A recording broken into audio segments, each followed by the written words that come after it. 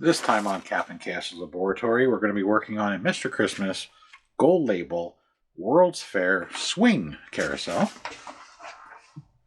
That has a problem, of course.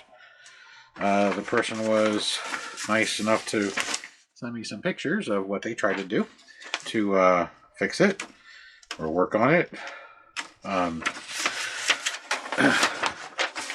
Basically, it says light, sound in the upper motor and gears and internal carousel rotation all work, yet the carousel does not turn or only sporadically turns before getting bogged to a halt.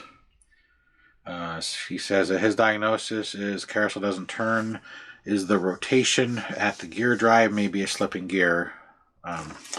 He said he managed to get the canopy off and then pulled the upper swing.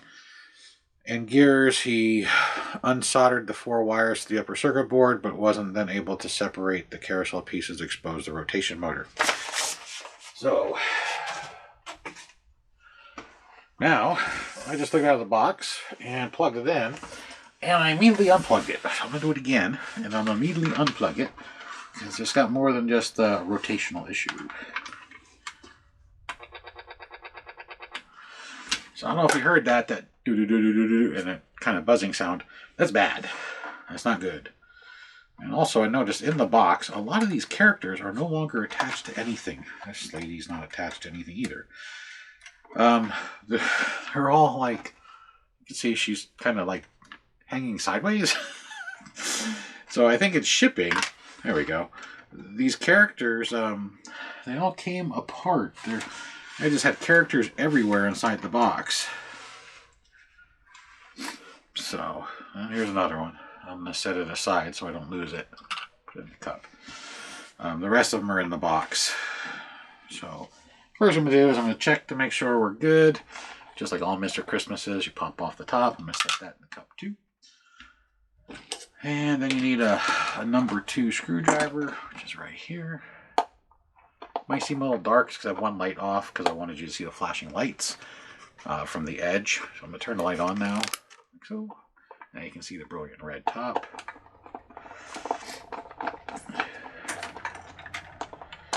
Make sure I got the screw. And does this one have the fingers? No, it does not.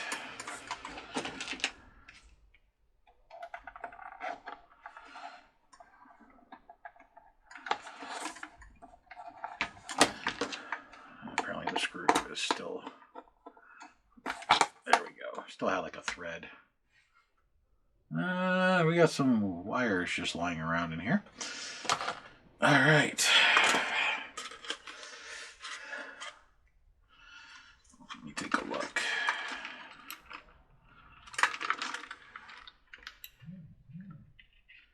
Well, the reason it's not working is when he screwed the thing back on, he ran the screw through the wires. Not a problem. It can be fixed with solder, but I'm going to have to fix the wires because they're a little short now. So, let me turn on my soldering iron. And I'm going to grab that piece of paper with the pictures. And thankfully, this is why I always tell people to take pictures. Here's the upper circuit board. Here's the wiring. And there's a close-up. So, this is why I take pictures with my cell phone, because if something happens and you don't remember the way it went, you're going to cause a problem. So, I am very grateful that he took some pictures so I can reference them so I can repair these wires. I'm going to set that over here with the canopy, like that. The reason I was doing that is because they're shorted out. So,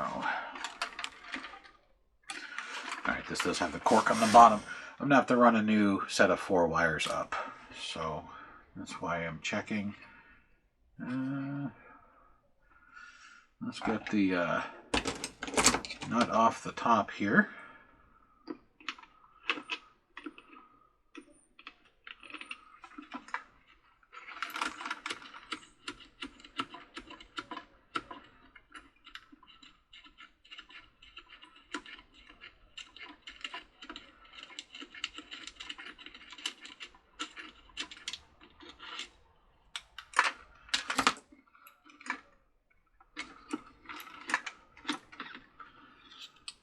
there's the, let's call it a module, with all the gears, the gearbox, the whole nine.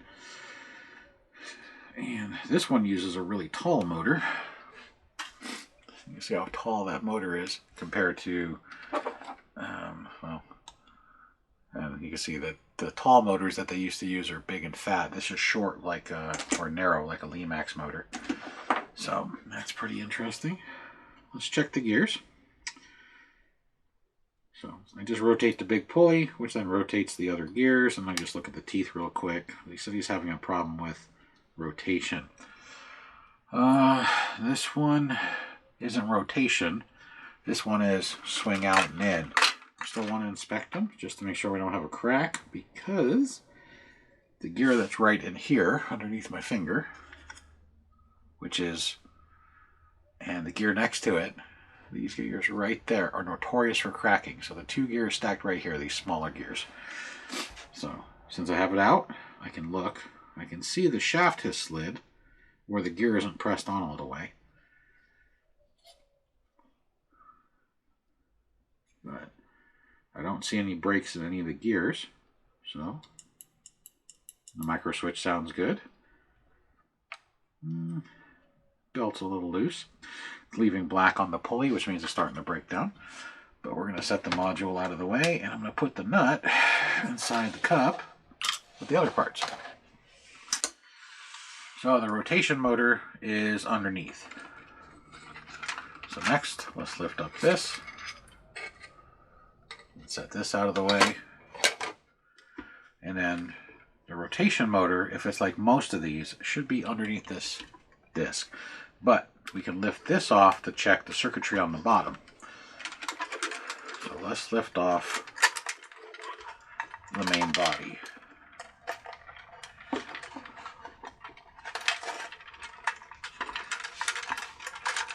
Which can sometimes get, now, because it's got an internal motor, it might actually have a clip on the inside. So before we go any further, let's check.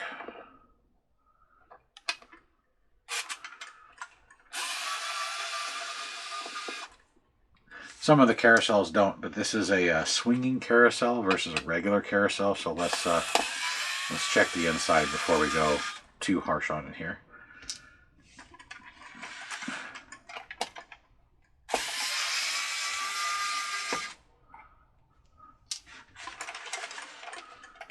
So we're just going to take out these 4 screws.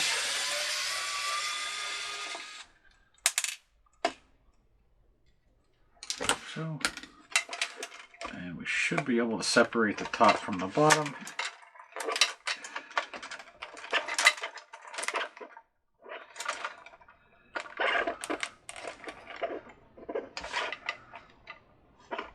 I can see the gearbox. Just cannot get this thing to lift. What are we caught on?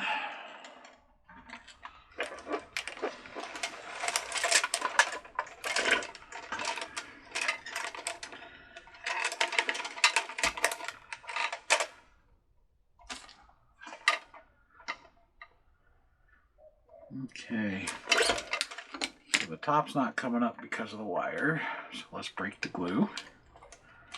Break the glue. There we go. And there is our rotate drive. Now we just need to get this whole body up.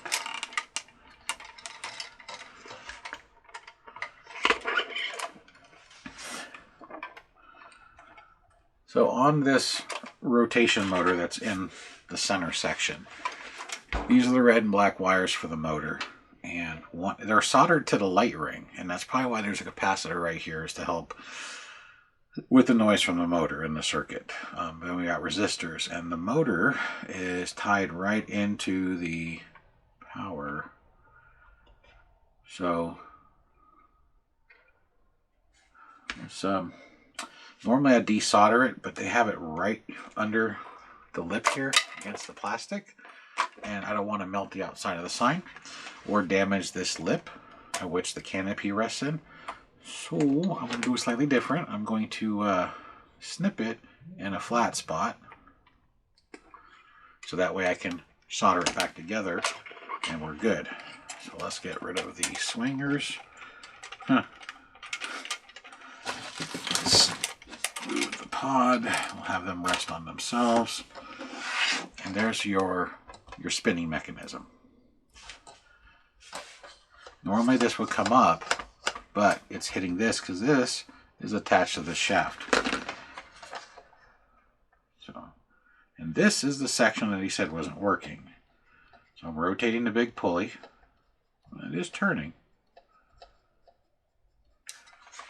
So why don't we also give it some power and see what happens. So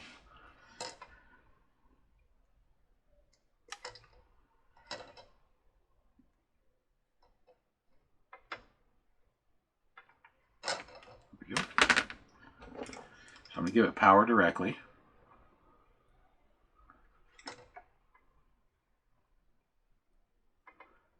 So, strip the wires. This unit is 8 volts DC. So I'm going to set my machine. I'm going to do it at 7, just to be a little under.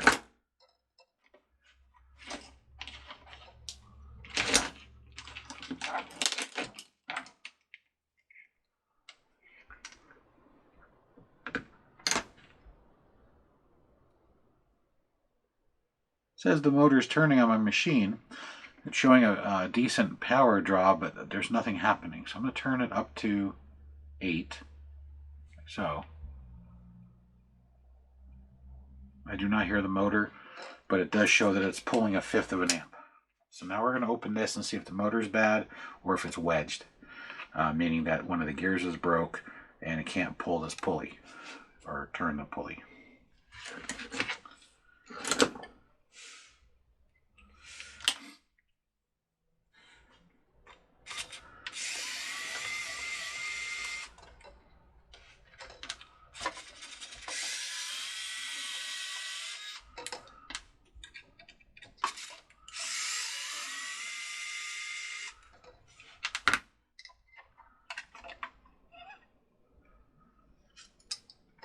And I'm going to inspect the gear. I usually always do. We got some crap in the gear. Where's one of my small screwdrivers? Right here.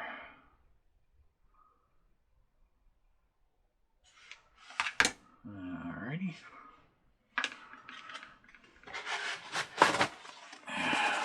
So,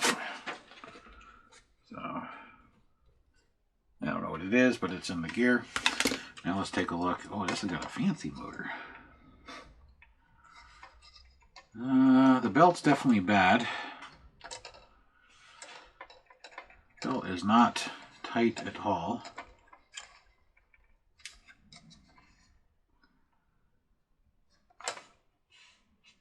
So it's going to need a belt. That's the start. I don't think the motor's turning. And if it is, it should just turn this belt without the rest of it because the belt is shot. The belt is way bigger than the pulley. It's also dissolving. The worm gear looks okay. It's pressed on the shaft like it's supposed to be. Let's take a look at the other gears. There's only 2 other gears. They look good. Apparently what's holding this thing down is just glue. Let's remove that chunk of it that's hanging. The reason this pod doesn't lift is it's glued in. That's okay. We don't technically have to remove it. Alright. Back of the motor looks okay.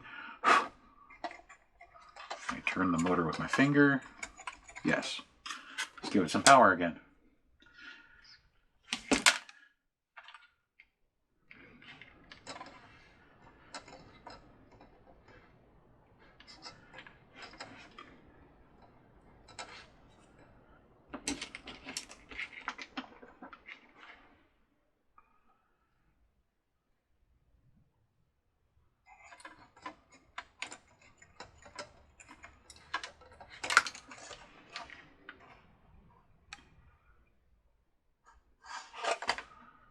The motor is not turning whatsoever.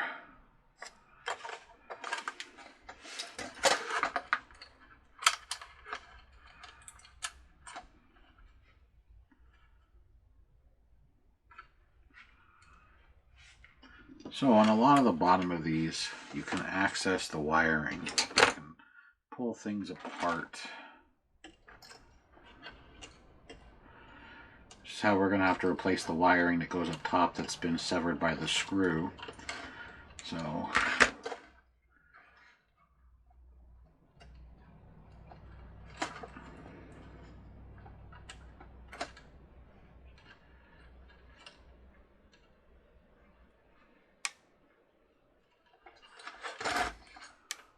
here's the damage right there.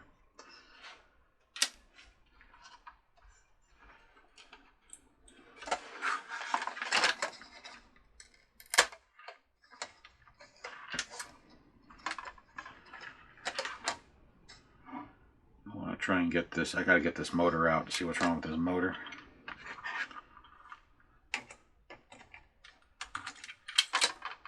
There we go.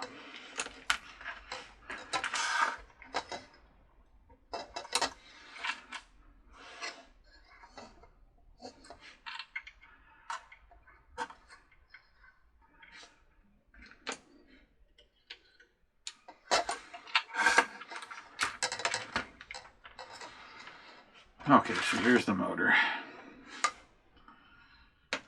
Now, let's give the motor some juice and see if I can get it to turn.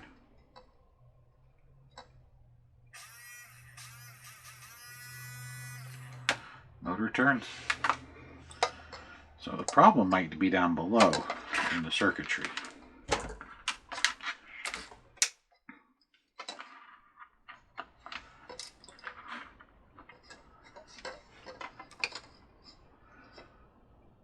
In case you want to try and find this motor, the number on the motor is, it's an FK-130RH.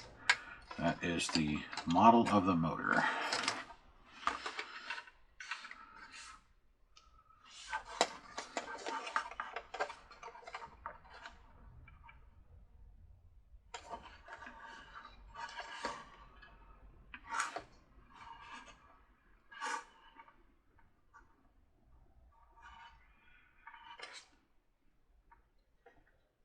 Circuitry looks okay. I don't see any obvious damage. Rotor's intact. Fingers are nice.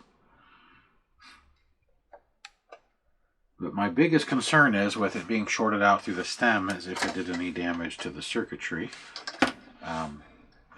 Because it's a short, and shorts don't, the boards aren't protected from shorts.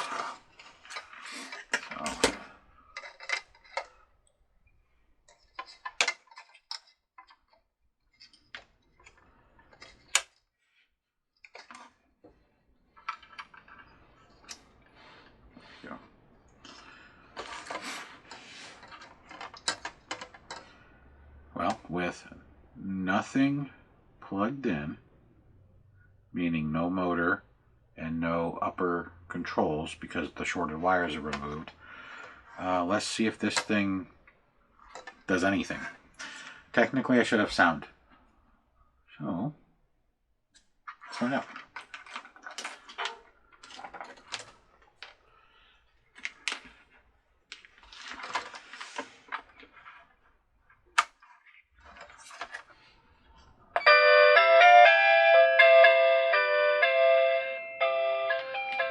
Make sure the button works. Yep. Now let's check for the regular songs.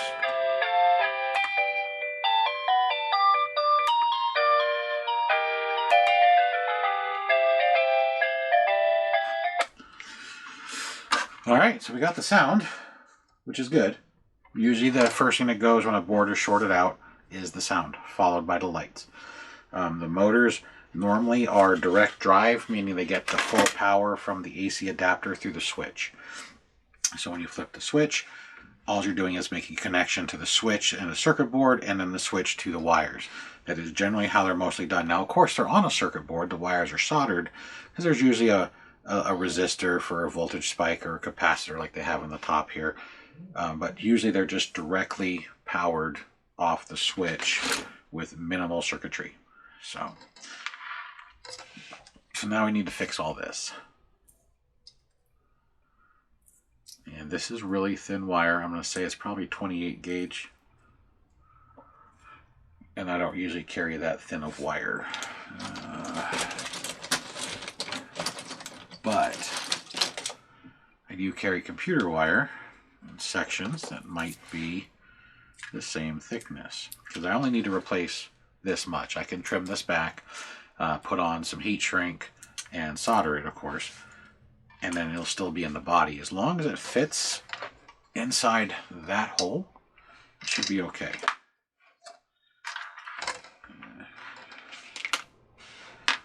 It's a gear. But the reason I keep small sections like this of wire from computers is because it's a much thinner wire like this. It's still slightly thicker, probably 26 gauge. It's maybe one size bigger. But we'll probably just use that to patch this. And because this has colors, I can try and match these colors so they match the colors at the top for soldering. So in the future, you don't need a key code to decipher what color is what.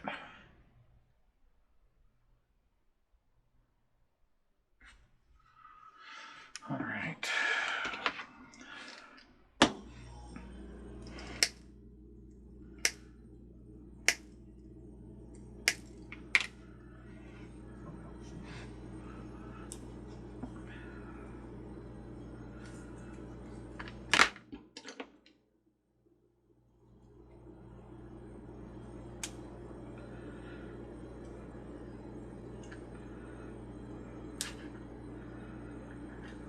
Slowly getting the insulation off.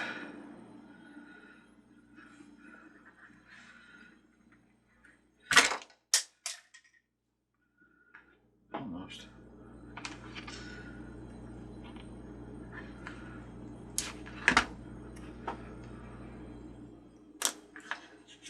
There you go.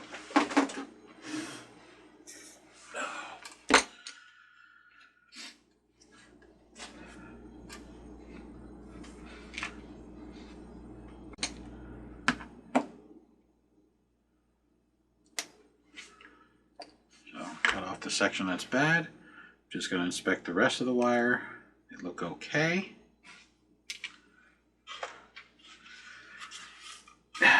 So my colors are yellow, yellow, blue, and orange. And the one yellow has a gray dash. Actually, I think that's just streaks from...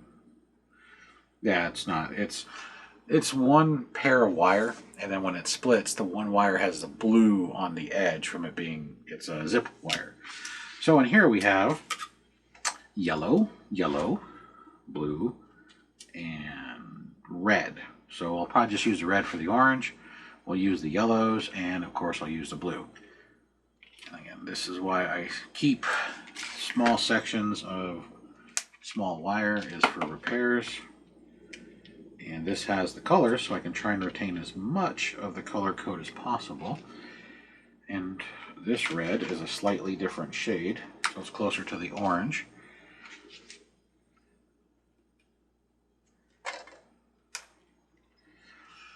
Yeah, a lot of people I know think I'm strange when I just take random bits and things, because I know that one day they'll probably come in handy, and I'm sure a lot of you out there think the same thing. There's lots of people that do pack rat stuff and say, one day. And sometimes it happens. You get to use it. And then there's other times you throw it away and 2 days later you need it. That happens more often than not. So.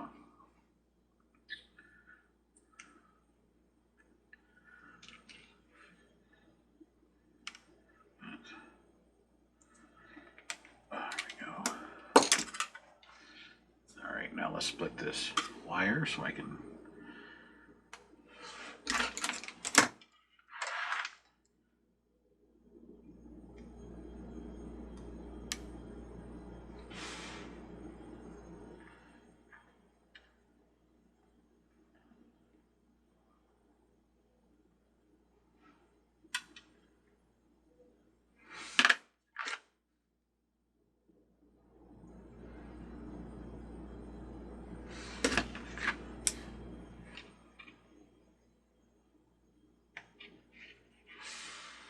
Go.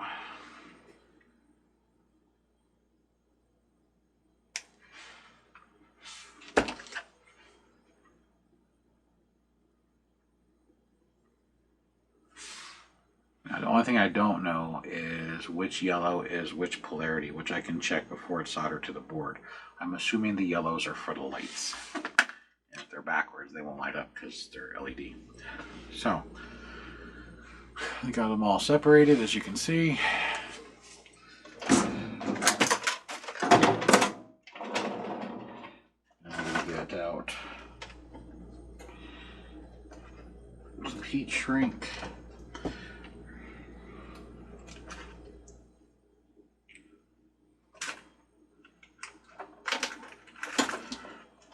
So,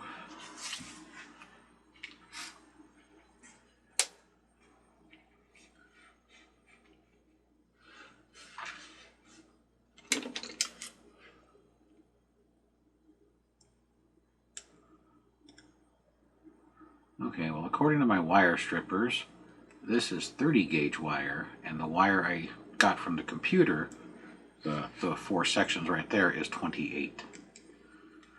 Because these strippers are labeled, and if I stick it in 28, it slides through without taking off the insulation. So this is 30 gauge, and this is 28 gauge. In case you wondered, or in case you cared. And this is really, really thin solder. Really thin. Alright, what I'm going to do is I'm going to pre-tin all these.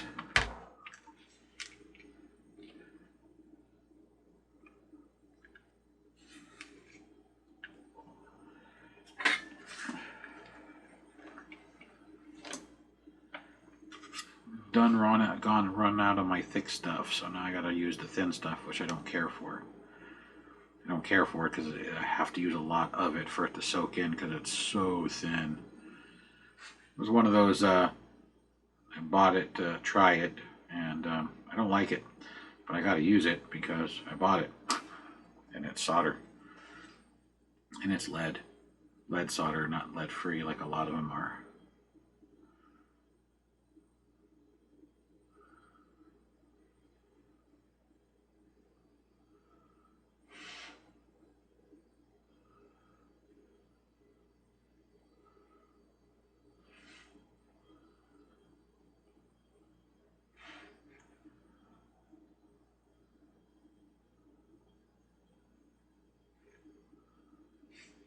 Go. Alright, so these are all tinned.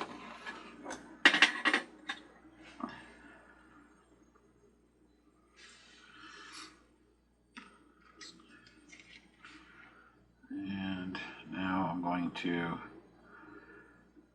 take the thicker wire, and I'm just going to wrap it and then solder it together. I'm not going to tin the thicker wire because it's thicker. It actually, the strands are more, I don't know, they're stronger. Let's just use that word. They're stronger. So I'm not worried about them breaking like on the 30 gauge where the wires are so thin on the strands that by twisting them, you risk just snapping them all off. So.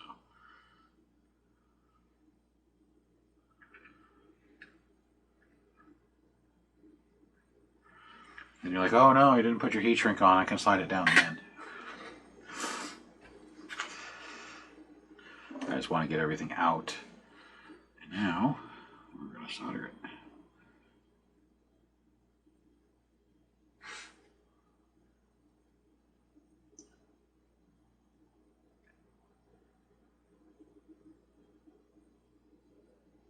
There we go.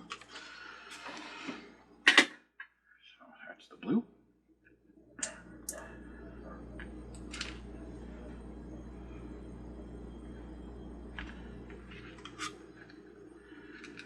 And now we'll do the orange, red, orange.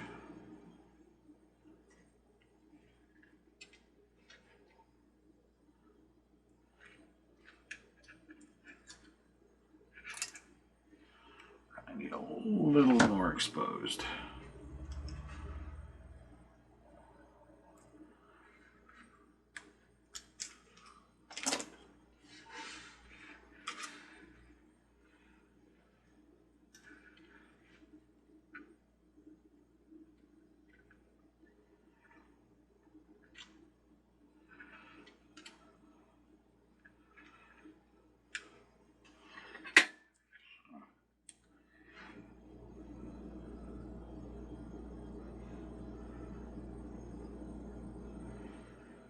course, if you know how to solder and you know what I'm doing as far as just twisting the wire, soldering them, and then going to shrink them, you can always skip forward in the video because this is always the slow stuff, and sometimes it gets boring. Now we'll do the yellows. Do a little bit more on the one.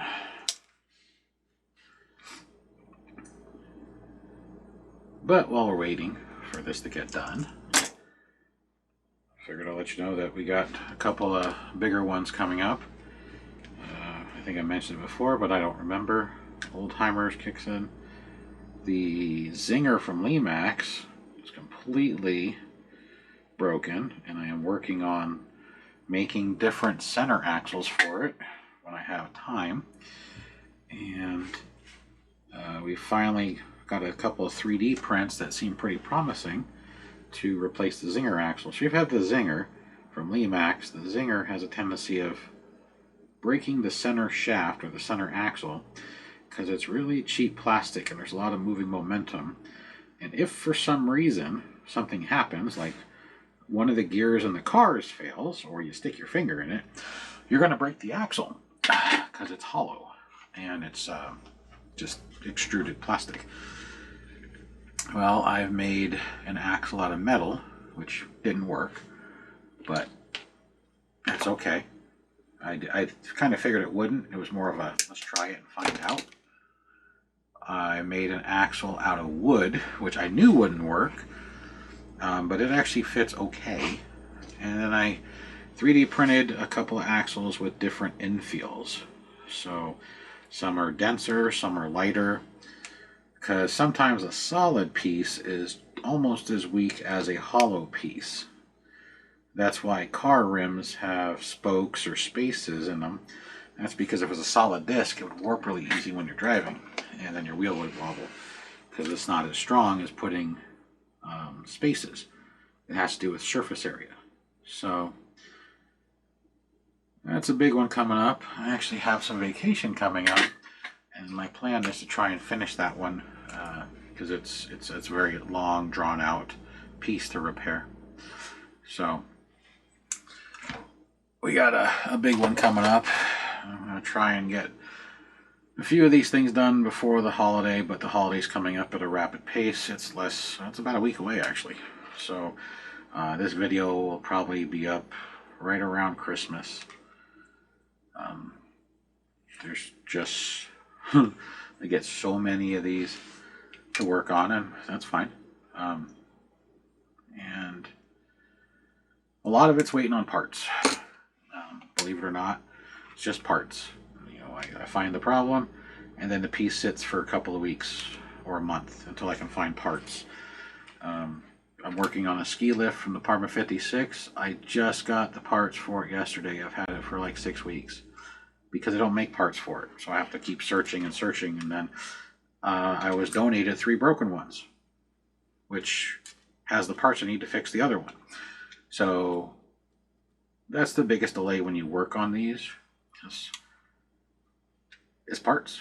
They don't sell parts. You can sometimes get parts. You can go to Happy Holidays Parts, which is Suntronics out of Florida. They have a lot of parts for Mr. Christmas, and then some for Department 56 and Lemax. Department 56 has a parts department, but they don't sell all sorts of parts. They sell like replacement pieces and power supplies, but they tell you they don't do motors or gears right on the front of their parts website, and usually that's your problem.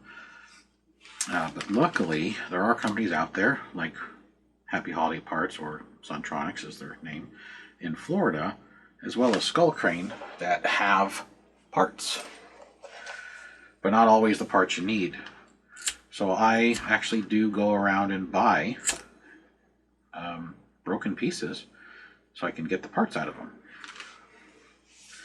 because that's sometimes the only way you can fix it. I know a lot of people don't like that. I've had people tell me that's bad or sacrilege, but it's no different than a junkyard. You go to a junkyard, you're finding a dead car, and you're taking the parts off of it to fix yours. So to me, going and buying broken pieces from Macari or Goodwill or OfferUp or eBay, so on and so forth, is no different than if I went to a junkyard to get a part for my car that you can't go to the local store and buy. And yes, I buy it with my own money. A lot of people think that we make millions of dollars doing this. I tell you, I don't make any money doing this. So, all right.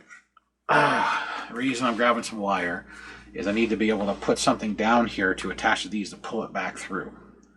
So I'm making a fish wire. But luckily, as I was saying, I'm part of a local villaging club. If you're here in Arizona, it's called Southwest Villagers. And one of the members gave me a whole bunch of broken Department 56. And said I can do what I want with it. Fix it, whatever. I'm like, oh. But he had a lot of duplicates. So now I can actually take and fix a couple of pieces. And I was greatly appreciative. Because I keep looking around, and even the owner of the parts keeps looking around, and she's like, you can't find parts for any of this. I'm like, nah, it's pretty hard.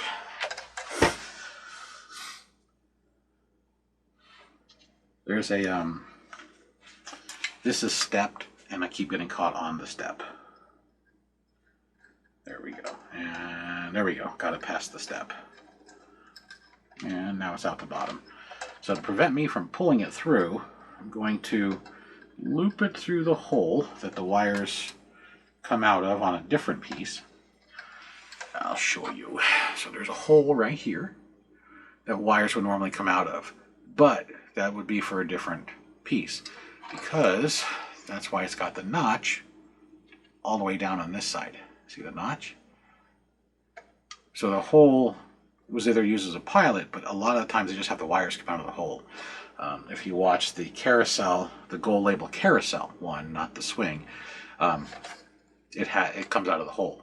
But this one being a swinging carousel and it has a different upper mechanism, they cut a long notch into it. But I'm going to use the hole, so when I pull on this, I don't pull it all the way through.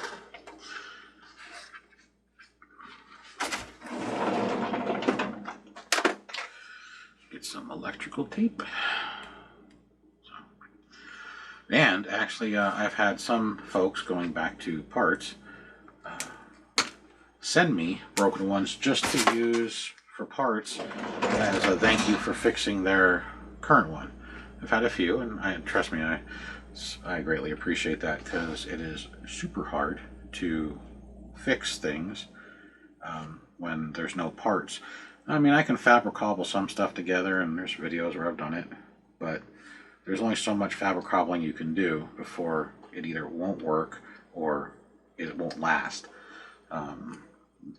There's one I did just recently. There's no video on it because it's one I've repaired before. They don't make the gear for it. And the piece I repaired before didn't need the gear, but the gear on this one was broke. I checked around, found out that the gear is a specialty gear. It's no longer made. I made my own gear. It took like 5 attempts, but I got it. It's not perfect. It's a little sporadic, meaning that the piece isn't smooth. It goes, and every once in a while it jerks. But when I was talking with a manufacturer, he said it looks like by second quarter of next year, they're going to reproduce that gear. So I told the person when I gave it back to them, because they're local to Phoenix, that there's a good chance that by next Christmas, I think my tape slipped. By next Christmas, I can get it back from them and fix it correctly with the correct gear, so there's no slipping. So we'll see.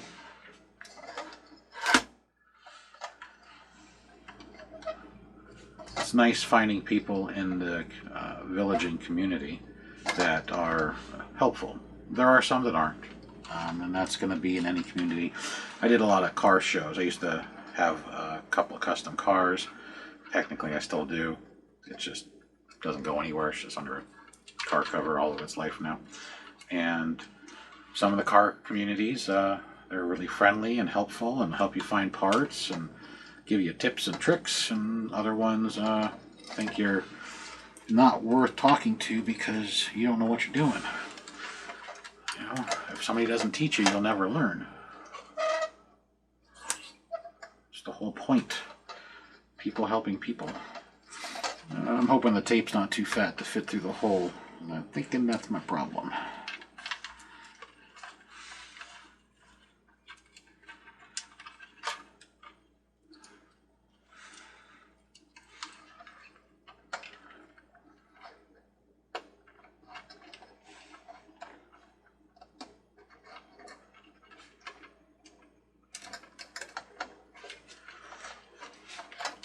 Now the tape's in. Figures.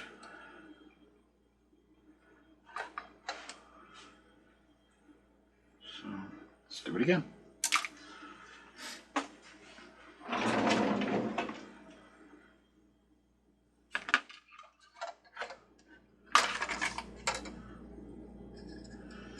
might have to do just a couple of wires and then come back up for another couple of wires.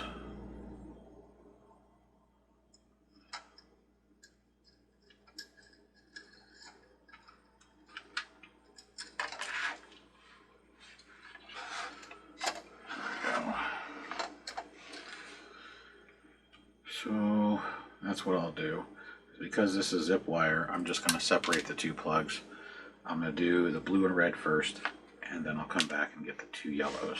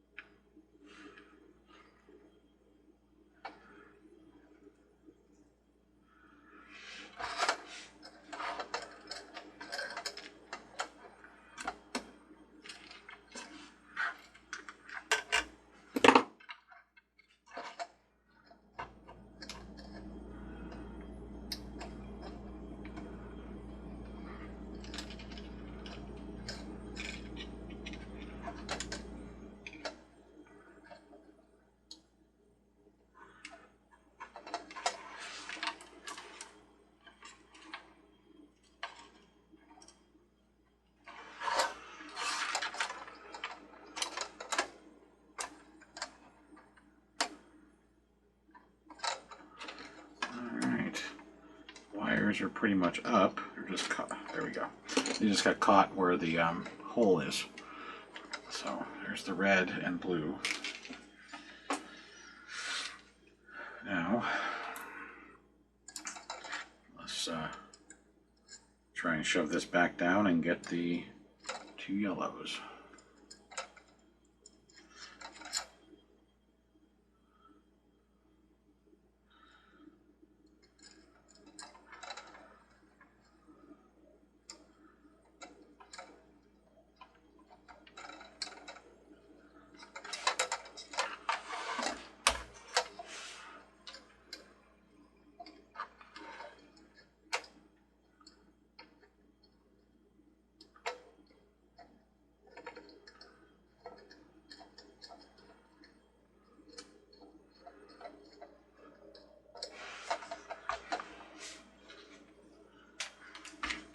And this is why I stop a lot of videos, is because stuff like this that takes time and is tedious.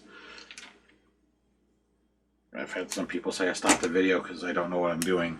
No, it's it gets boring. All you're doing is watching me fight to pull some wires through. If you've ever fished wires, whether you do it for a house or a car or one of these little toys, or excuse me, they're not a toy, one of these little miniatures, then you'd understand that fishing can be a boring and tedious process, especially when your tape comes off or your clip comes off or gets stuck halfway. It's annoying. Most people who go fishing for wires use a fish rod or a fish tape, and that's what I do in my job when I need to. I carry 2 fish tapes in my truck, 2 different styles, so I can pull wires through conduits and stuff. But as far as this, or even in cars, I'll either use a fish tape or I'll use something like this where it's a wire, and I can maneuver the wire. Sometimes the wire is easier to maneuver than the actual fish tape because of how fish tapes are made. It's just a big flat metal spring, unless you get the fiberglass ones, which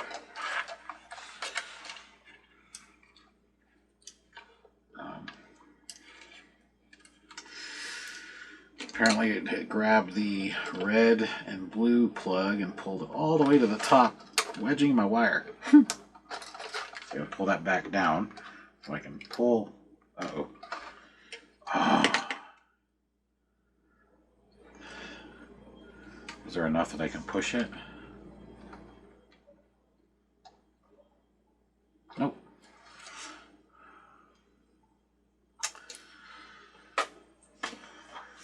Well, take 7.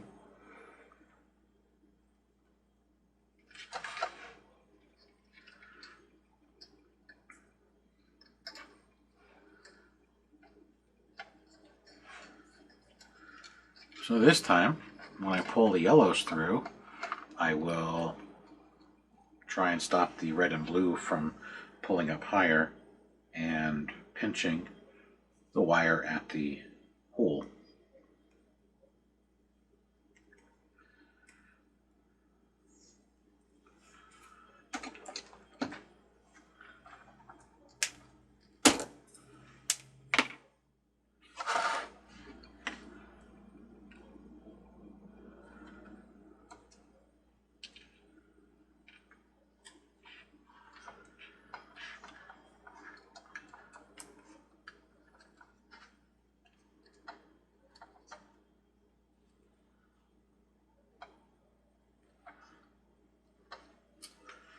All right, and I'm going to just trim some of this tape off of the top so it acts like a guide, looks like a wedge, to help feed it in through the bottom. The bottom hole is really small.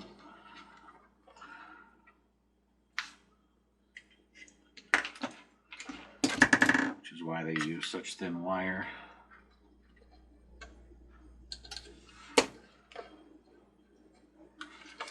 Alright.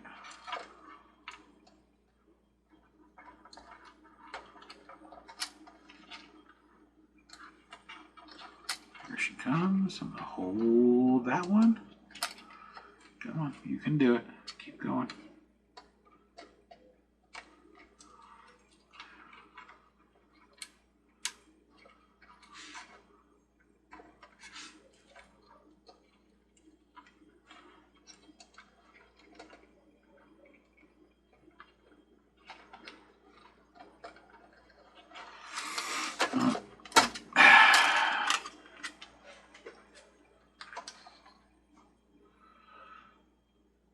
Now, you're probably thinking that I need to fold the wire over. I am. When you do fish tape, you always put a hook in it, and I am putting a hook in it, and it's just taking my hook out. It's definitely getting caught on something inside. Like I said, these shafts are stepped. They're not smooth, and that's what's annoying about them. I don't know how they do it in the factory, but it also is partly it's a smaller wire. They're using, again, they're using 30 gauge wire, and I'm using 28, so I'm limiting my hole size by increasing the diameter of my fish.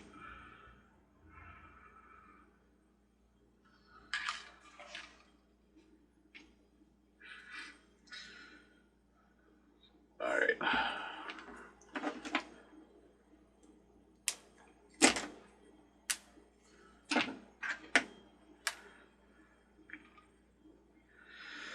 And the hook I'm making at the very end is really small, and the reason it's really small is, again, it's a really small hole at the bottom. The hole at the top is actually bigger than the hole at the bottom, which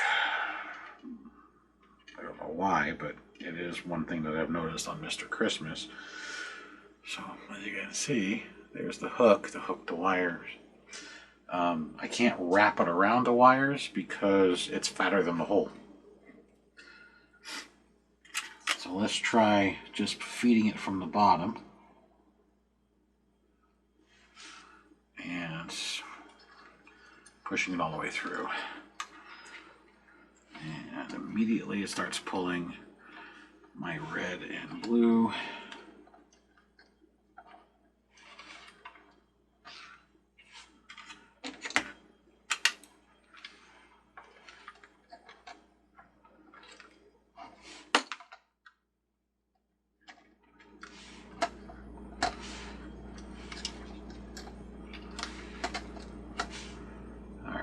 Blue's getting pulled again, so let's pull it down.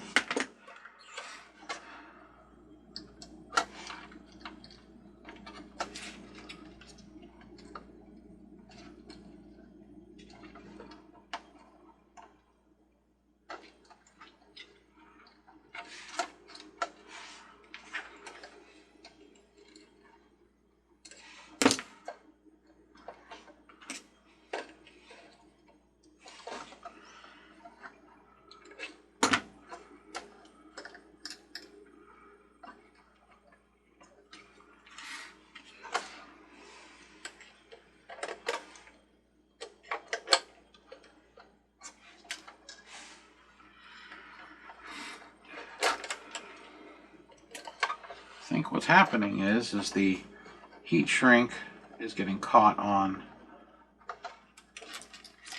Well, now the heat shrink one's right there. So if we do that,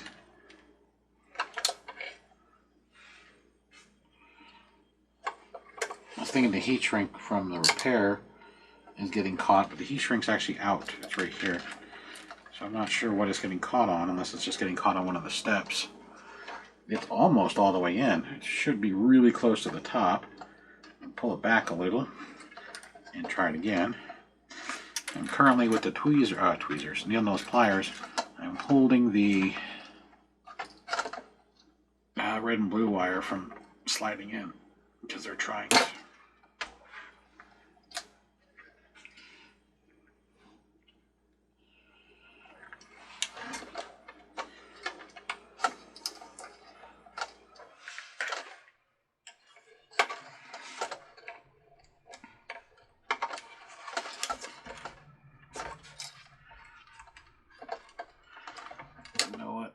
Pull the red and blue out, not all the way, but what I'm going to do is I'm going to pull it back enough that when I pull the yellow, it pulls the red and blue in with it. So let's see if I get the plug, get the red and blue back inside, get it inside. There we go. So now I can just pull all the wires together and see if it'll come in. No, the answer is no.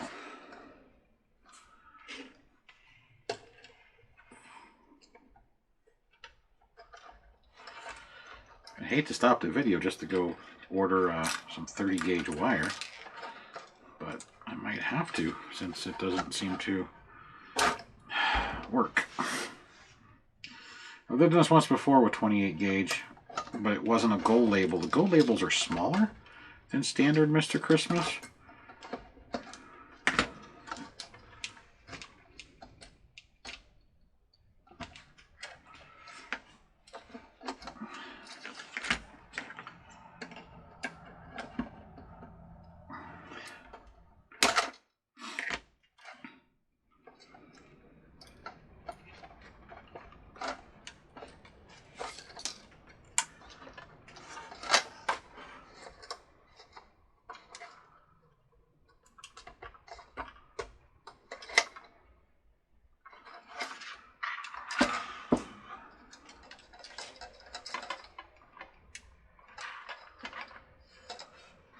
Well, I have one other choice, and I can just run the solid core. It'll fit because the solid core is 30 gauge, but I don't like running solid core.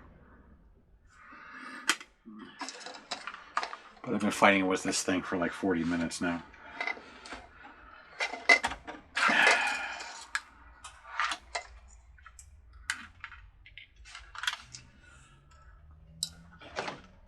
And the solid core is 2 strands, so I should technically be able to run the 2 strands, just push it straight through. Once I cut off the other one that's the same as that. Since it's going to the lighting's low power, might be my best choice. Because if you watched all this and you're dying of boredom, I'm just starting to get frustrated because this is so simple, it should work. But every carousel I work on from Mr. Christmas, they put stuff in the middle of their shaft, which makes it really hard to fish wires through. Either they're tapered, or they have a screw, or an indentation, or a pin. There's always something stupid in the middle of it that just impedes functionality.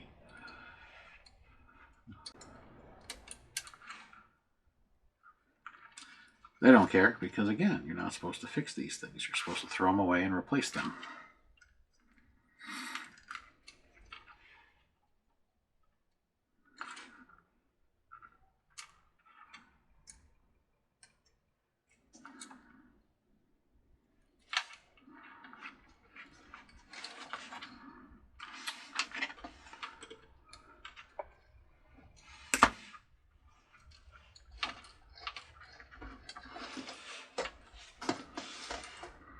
Voila.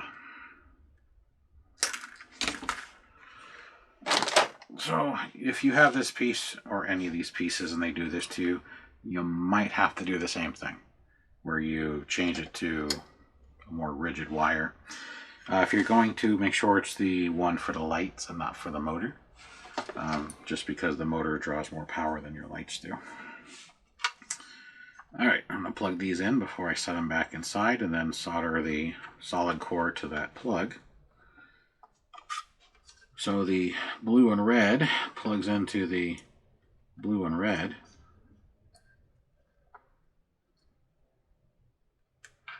Like so.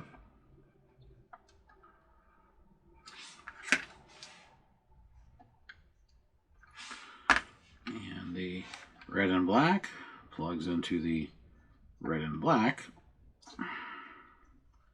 like so. And then the yellows, they plug into the yellows. But I'm going to be cutting this one really low, because I just need the plug and a little bit of wire to reconnect. So, there we go. And the strippers. So.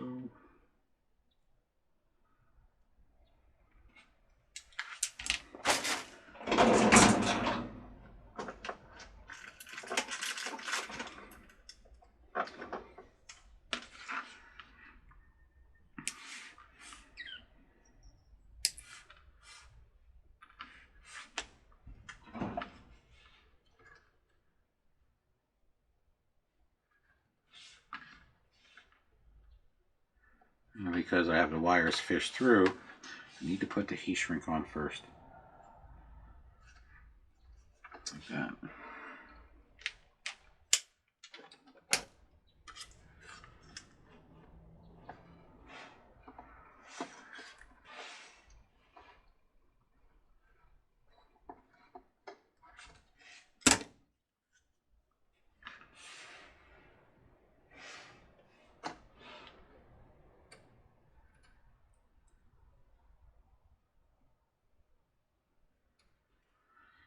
I got my soldering iron heating up right now.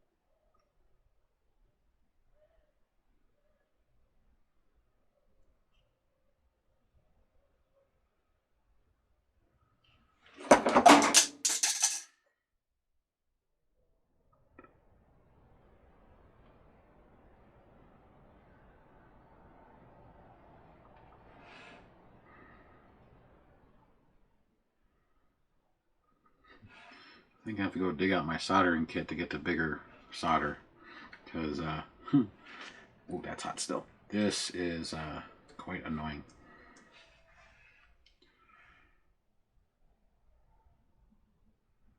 I have my soldering kit in a box, because we're still trying to get this lab moved. It's not going very fast because it's Christmas season, and I am working 60+ hour weeks right now. This is why I'm happy my vacation's coming up, so I don't have to.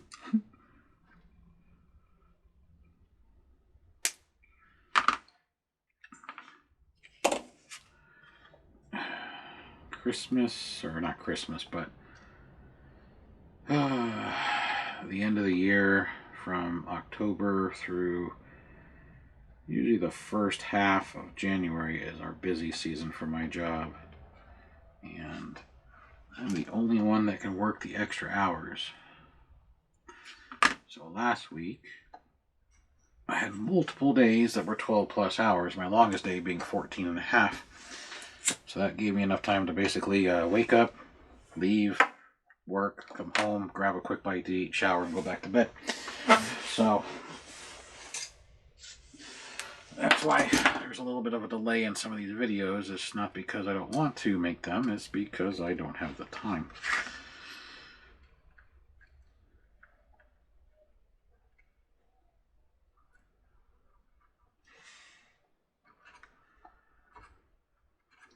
Then I fix stuff all day for my job, and trying to fix everybody's stuff before the holiday, or holidays. People forget things are broken, and they're like, oh crap, I need this fixed, and then they're like, nobody's available. Yeah, because it's busy. So.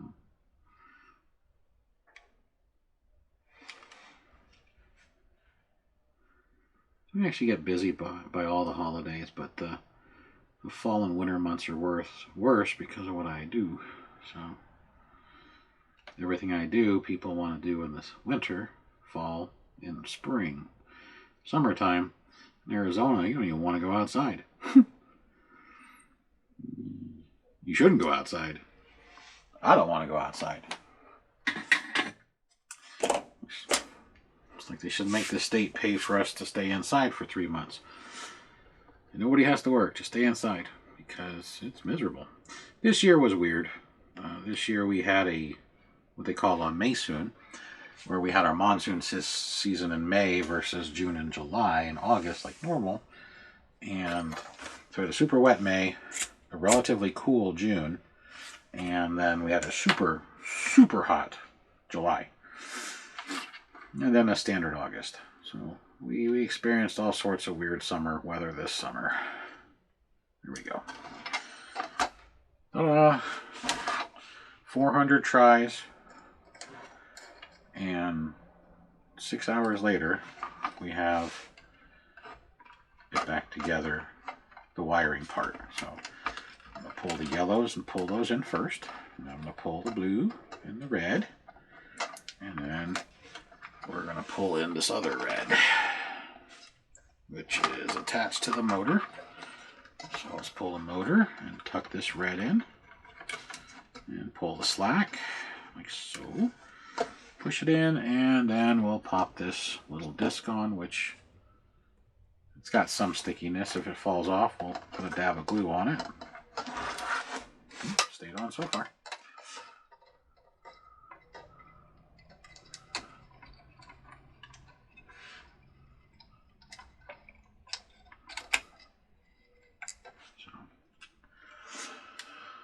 Alright, so here's our wires. Yes, they're extremely long, and it's always better to have too much than too little if you're going to do a rewire job. So too much wire means you can trim it back. Too little wire means you need to extend it, and you can have problems. It may not fit. It's the bulge from the extension, things of that nature. Let's drop my soldering iron. And now let's find a drive belt for this and get that back together again. It's also nice when I get my new laboratory done, is I'm going to have a pegboard with my belts on it instead of a groove with my belts in it.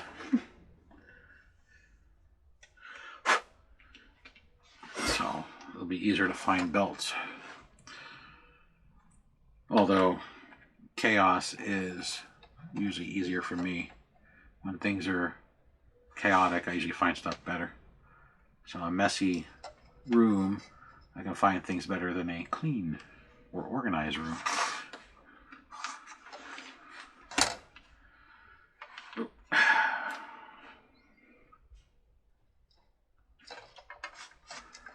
So I'll have to get used to the organization. So I'm going to put this belt on the big gear and use some needle nose.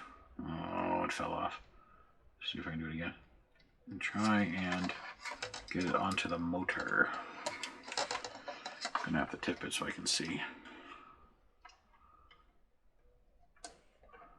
Like that.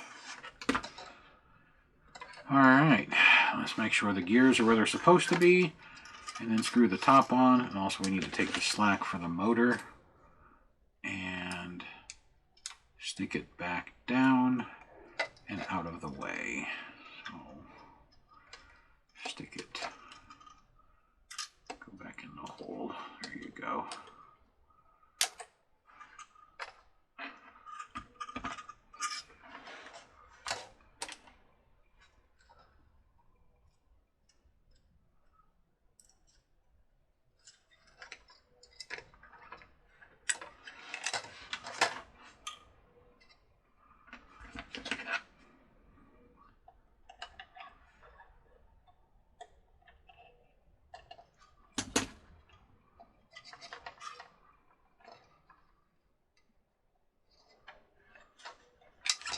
Huh, I just noticed I have a cracked gear. I don't know how I missed that, but as soon as I put it on, I could see it. So let me put these guys back into their respective ends. I'll show you the cracked gear, and then I got to pull out a gear. So this one goes there, and this one goes here. So I don't know how. Trying to too far. Look at that. How did I miss that? Look at the size of that crack. That's crazy. That is a 14 tooth, I believe. 1, 2, 3, 4, 5, 6, 7, 8, 9, 10, 11, 12, 13, 14. Yes.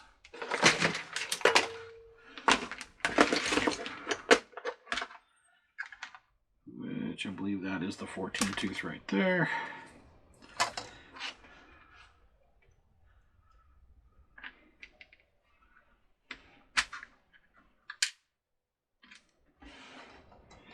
That's too big.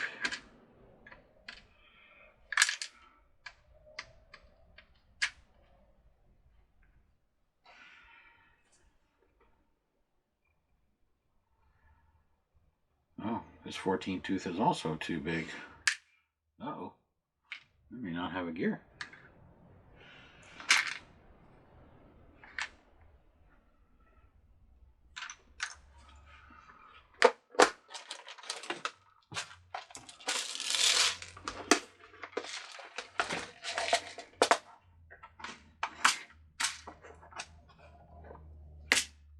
Let me see, is it a 14 or a 16? I may have counted it wrong.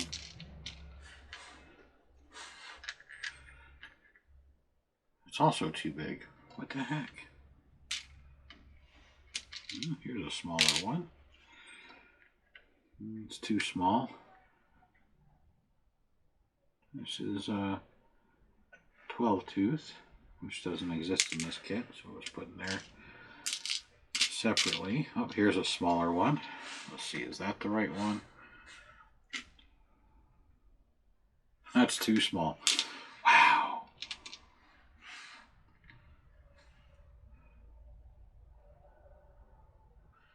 Wow. Looks like this one might fit. Let's see.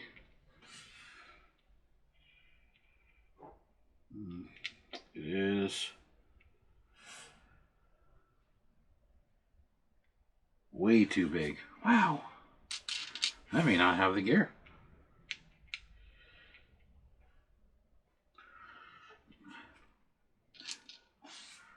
what I did with the kit from Skull Crane is I mixed anything that had the same quantity of teeth into the same piece. It is a 16 tooth, it's not a 14. Hey, I have the right size. Cool.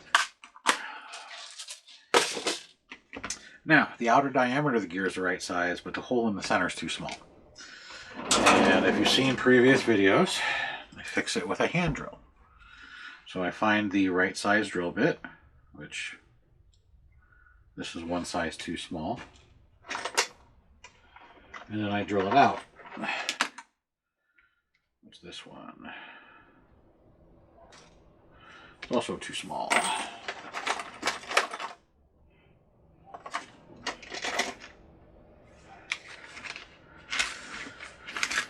So a hand drill or a micro drill is the easiest way. If you use a real drill, the torque, that's too small, the torque can spin it in your fingers, and then the teeth of the gear act like teeth, like on a chainsaw, and they'll take your skin off. It's very uncomfortable. Most of the time you don't bleed or anything, you just get like a really bad burn, skin burn.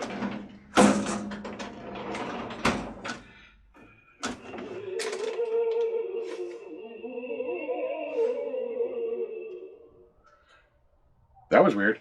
I don't know if you heard that on camera, but that was like howling from a Halloween prop. I don't know what's under my bench. Apparently there's something on my bench that has batteries. That was strange. Let's see. Still too small. Oh. What about this one? That one is still too small. Mr. Christmas usually uses a 30 millimeter. Oh, this one says 32. A 30 millimeter shaft. Oh, this just says 3/32. Sorry, my bad.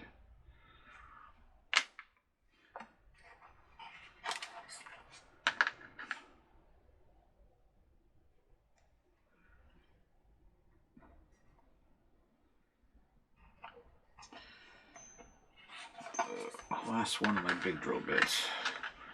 Might have to go find a drill bit.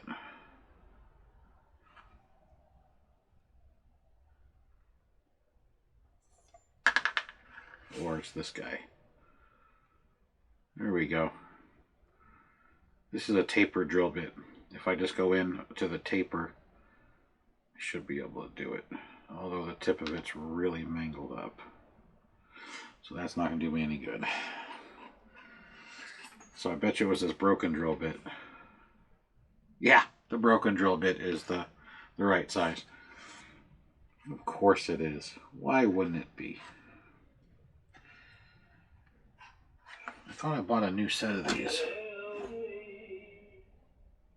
I'd really like to know what I'm setting up.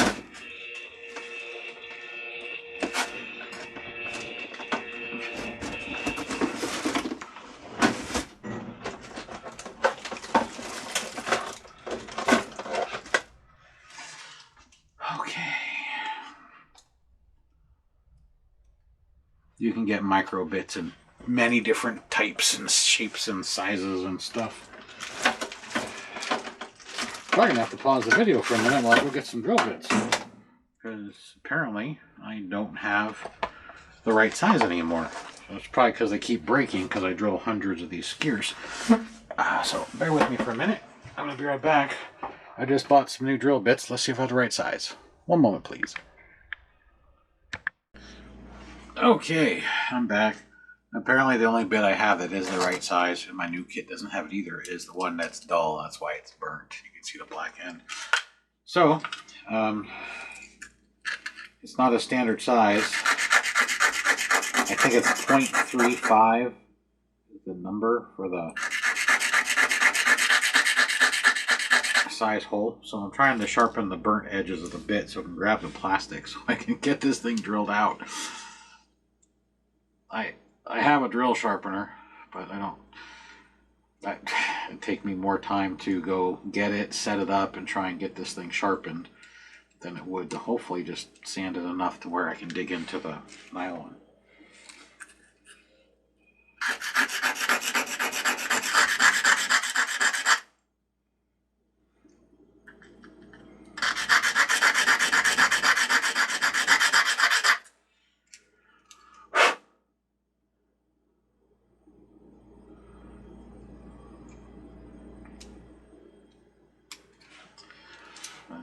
Yeah. Apparently I need to try and find another micro drill bit set that has at least this size in it. Maybe a couple of them, because this is a standard size for Mr. Christmas. Oh, it's starting to bite. Maybe that last was enough to get it to shave.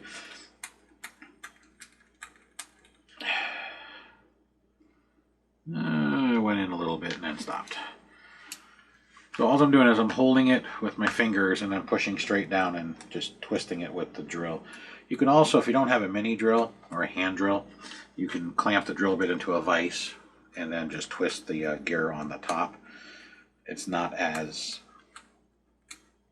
accurate, but it should self-center as you're going through the gear itself.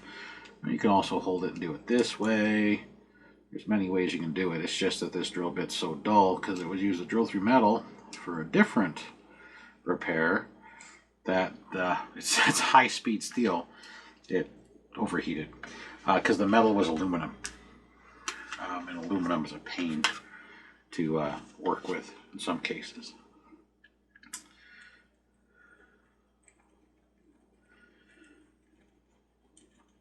Yeah, but my brand new bits, I have one that's one size smaller and one that's one size bigger. You definitely never ever want to go bigger because then it won't clamp onto the shaft. Smaller, you can do that for a pilot hole.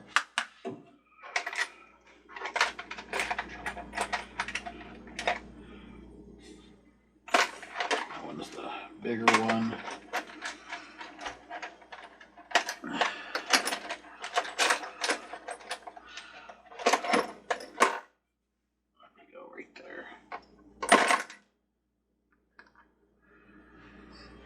So I might actually do that. Use the one size smaller to make the hole bigger, and maybe this will work better.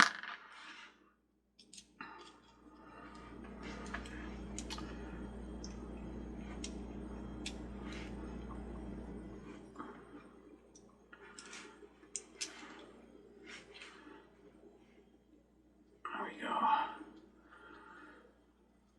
And then once I do it, I usually just spin it on so that way it breaks the chip of plastic or nylon. I don't think the one size smaller is gonna fit.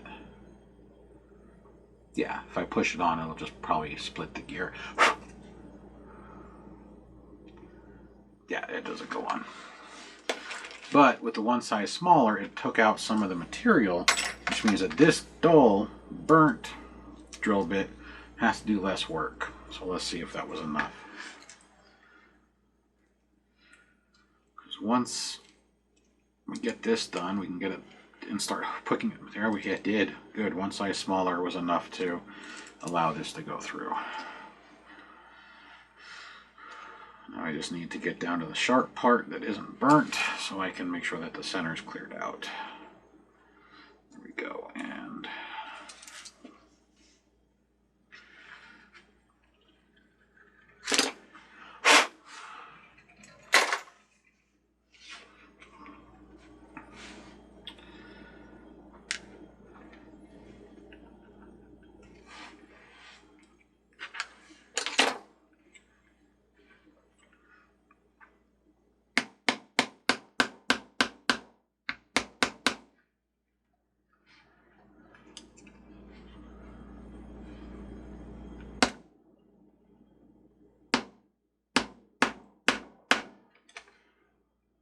so you can see the knurled part.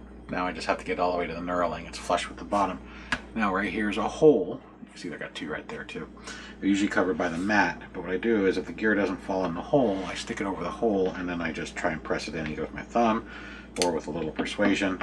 I'm just going to use a little persuasion. So now it's down to the knurling. Now I just got to have the knurling cut into the gear. So we're going to tappy tap tap this thing.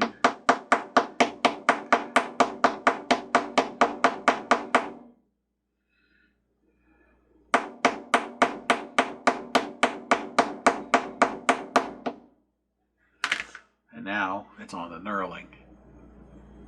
And the gear is not broke. And this is why these repairs take so long.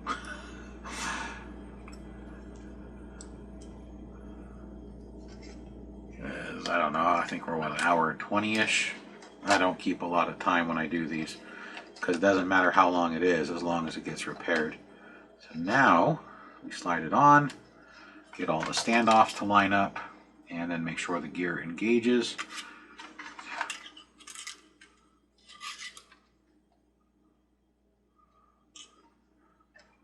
I'm going to push the gear farther up on the shaft because it is engaging only part way. So I'm going to bring it up higher on the knurling to ensure we get a full mesh.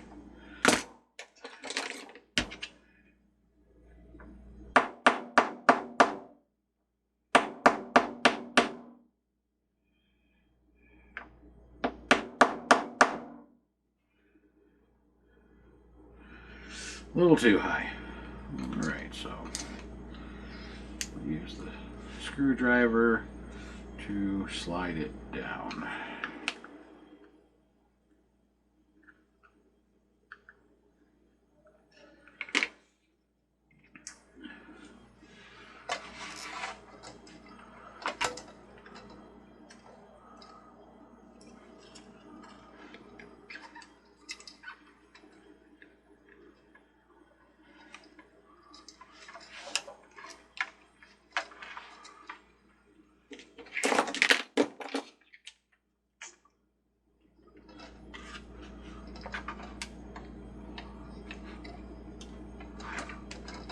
Line it up on the standoffs, like so.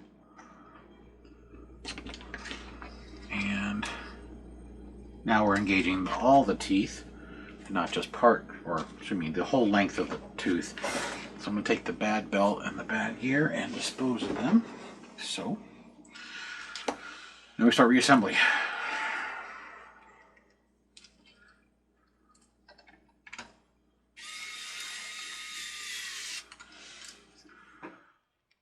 I might have to stop this video because I got a call from a friend who has their keys locked in their car, and I have the tools to open the door. So I might have to go save them.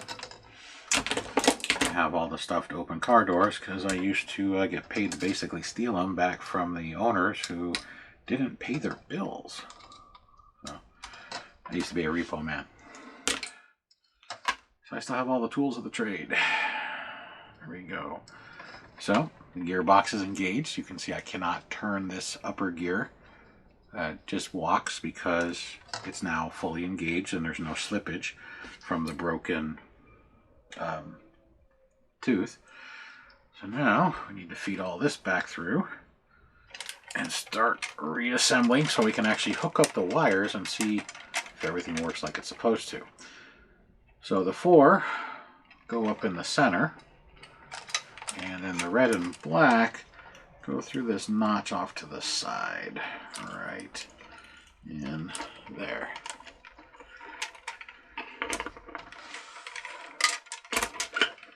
Yeah, so my be back in a minute turned out to be back in about 10 as I was trying to walk them through how to try and get their car door open since they locked their keys in the car.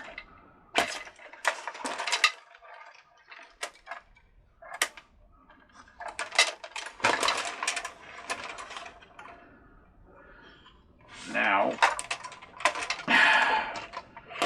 there's alignment pins on this top piece. I'm trying to get those alignment pins to align, but I need to rotate them in the right way so that way the wires don't get pinched.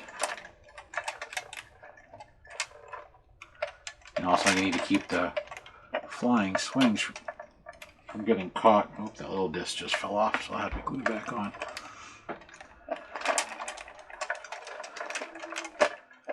There we go. Nope, that was the wrong way.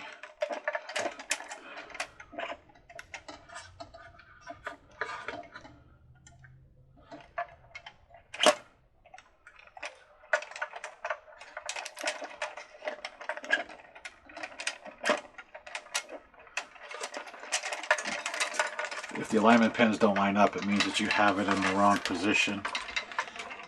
Come on, get out from inside.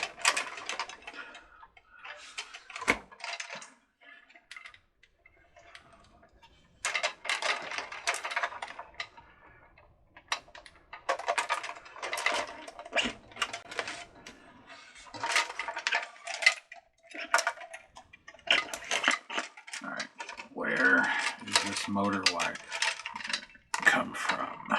It's over here. So this should technically be the right way.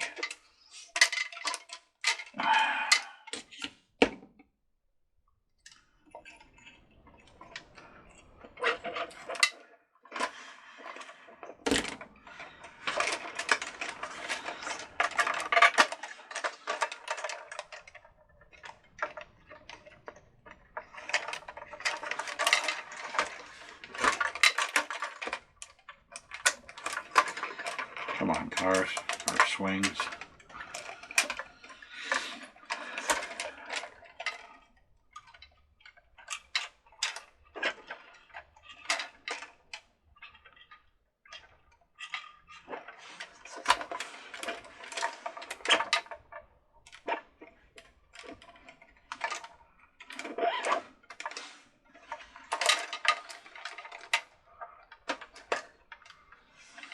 One. And there we go. Now, I should have all my screw holes lined up. 1, 2, 3, and 4. So it takes a little bit of trial and error to get those to line up.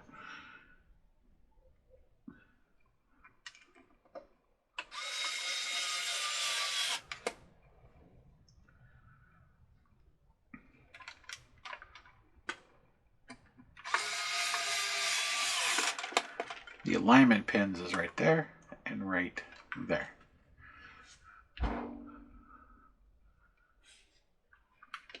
And the biggest issue is the swings get caught on the fencing in here, which lifts it up at an angle or wedges it, and then when you get the swings out, then the other side of the swings get stuck. Yeah.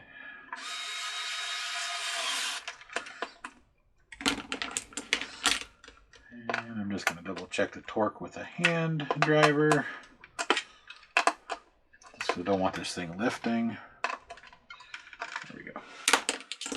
So, now it's technically back together. So you don't have to worry about things falling off, moving, or becoming in the way. Now we just need to put the red and black wire back together. We can test the spin under its own power.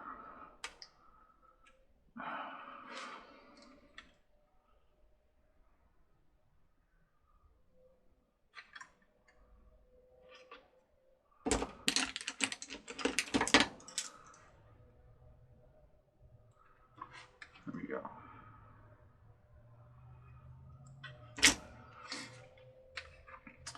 Now, if you just want to test it, you can literally just twist the wires together and not heat shrink them or solder them just for a test. And then once you test they're good, disconnect the power, heat shrink and solder them. So, but I am going to get some stuff in advance prepped here for doing this, where I'm going to have my heat shrink on the wires, and I'm going to have my soldering iron up to temp. I'm going to turn that on right now.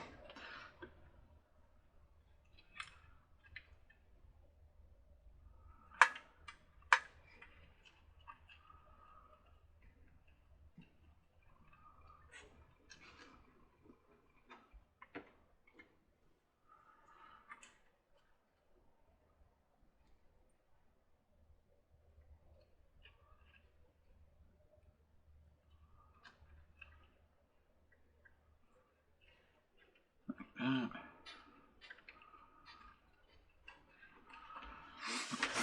All right.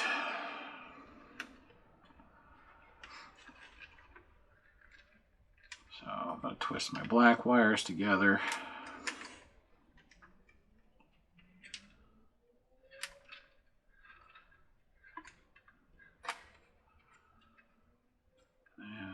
going to twist my red wires together so we can actually test it. And with the top wires not touching anything, it should just play music and rotate. So these aren't touching anything, so we should have no shorts. And none of that flickering lights, sounds horrible.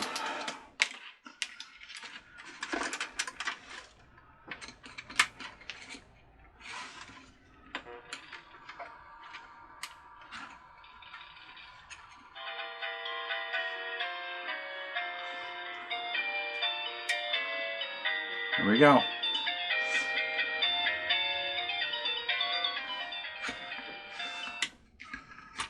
So we're getting there. Now, it's always good to test your stuff before you make it permanent. I gotta have my other soldering kit in here somewhere.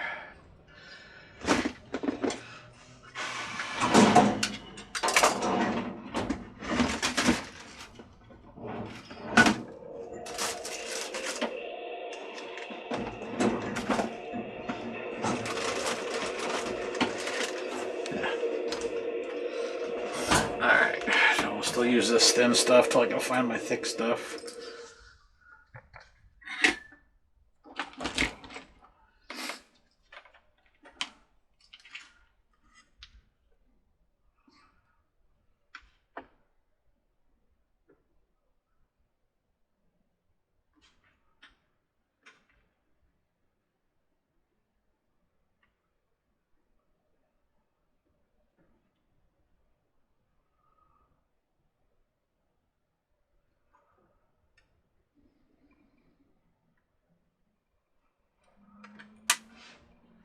Make sure you exhale when you're doing this.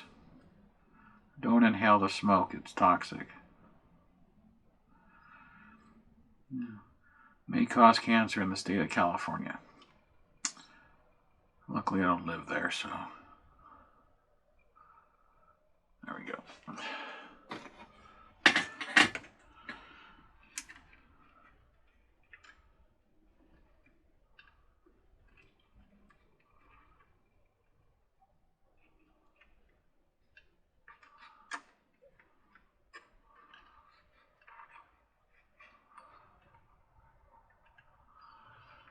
Well, the heat shrink for the negative is okay, but the heat shrink for the positive, because of how hot it has to get all that thin stuff, has pre-shrunk.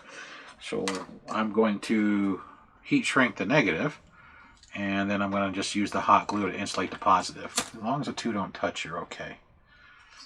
And a lot of these companies, when they hot glue them down, they use the hot glue as an insulator. So I'm going to have to use the hot glue as an insulator for the positive once we get to that point.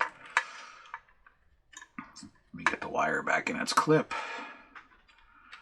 The wire does actually have a couple of clips. And get the down in there. You can also use liquid electrical tape. The problem with heat shrink is the heat from the soldering iron can also cause it to shrink, especially if the heat travels down the wire. Because this thin wire, I need so much of it to be soaked into the wire strands that it got so hot it pre-shrunk the red. So it happens. It's annoying, but it does happen. So I'll glue this down. I'll use the glue to isolate it. Then we'll get the I want to say lift, but it lifts the swings out, but it pushes down on all these fingers so that the swings swing out. Plate on.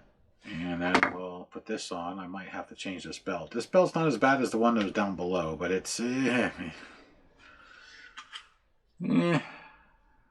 might have replaced it. I'm going to have to fix the solder pads on the micro switch. Looks like it's labeled. It says... I can't read it, but then it says yellow, blue, orange. So...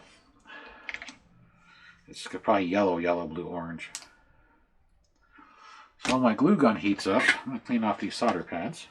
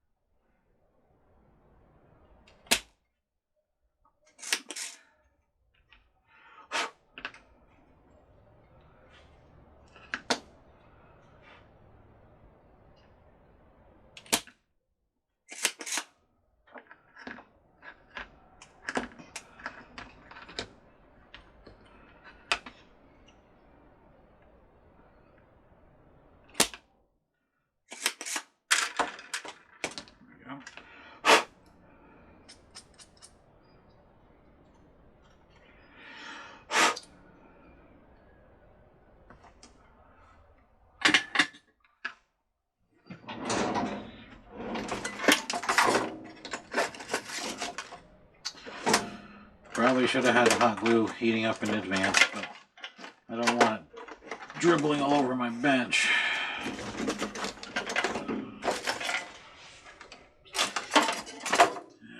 Just use my shirt. Just clean off some of the dust.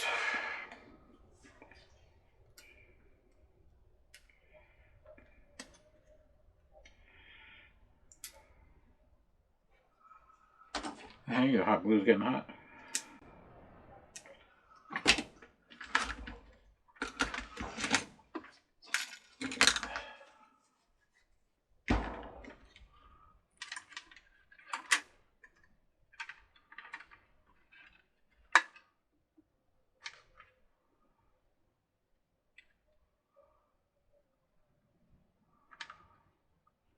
So I've just coated the hot wire and put a dab where they had it originally.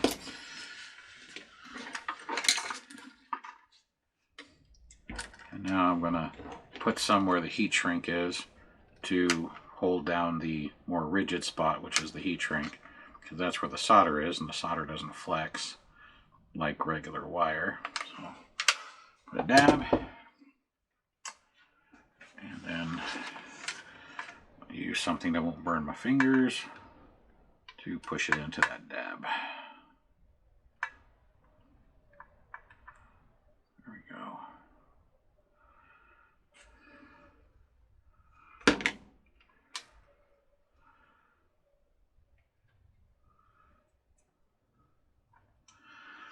Oh, I like hot glue, but I don't like the strings it produces.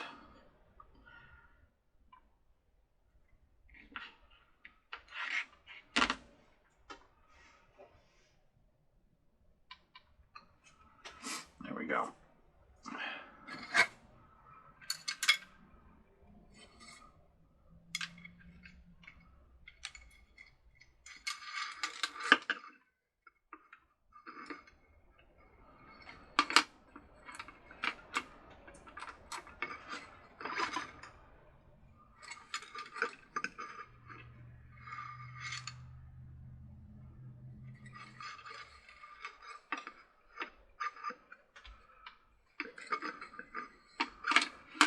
These three spring holes are not equidistant, so you have to find which way on the triangle they line up.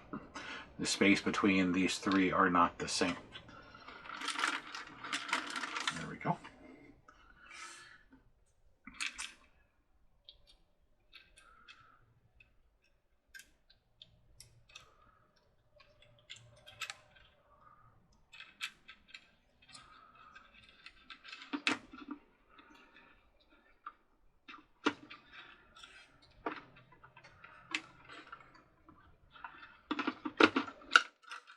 There's that. Now,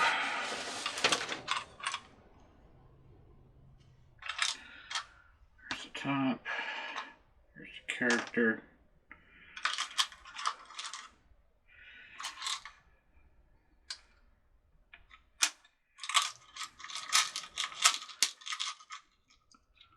Apparently I had some other stuff in here already, so a gear and a knob.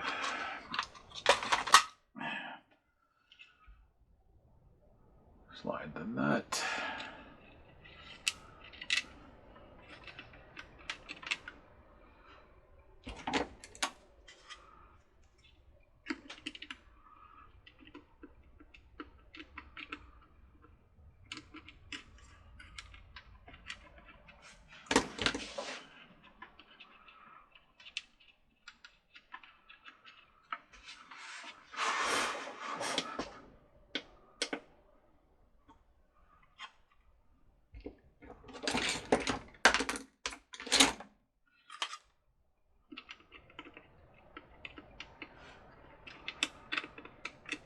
Surprised they haven't called. Maybe they figured out how to open the door. I gave them some tips.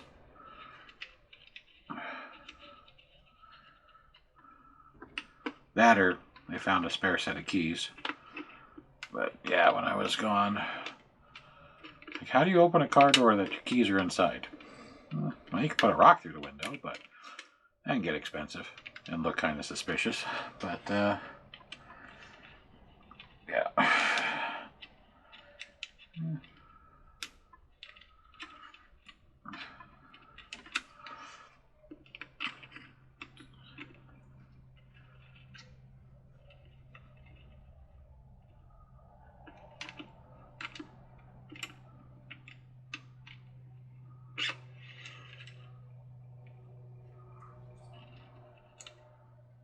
Apparently the nut doesn't want to go on now. It's always something. Come on. It keeps cross-threading or going on at an angle. That's not how this works. This has to go square.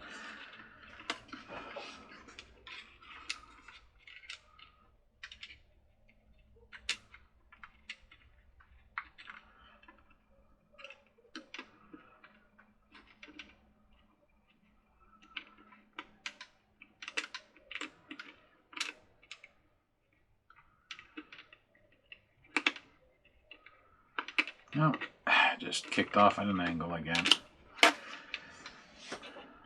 Come on.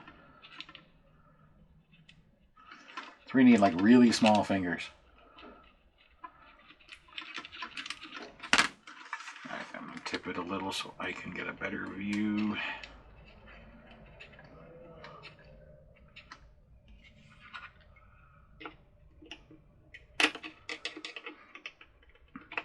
These nuts only have 1 or 2 threads in them, and they're really easy to cross thread.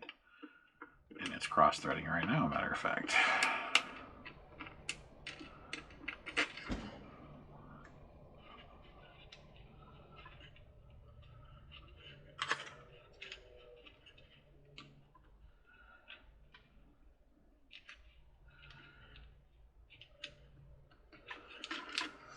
Because this nut keeps it all together and keeps the center piece in alignment. Alright, now you're square. Now you thread on square.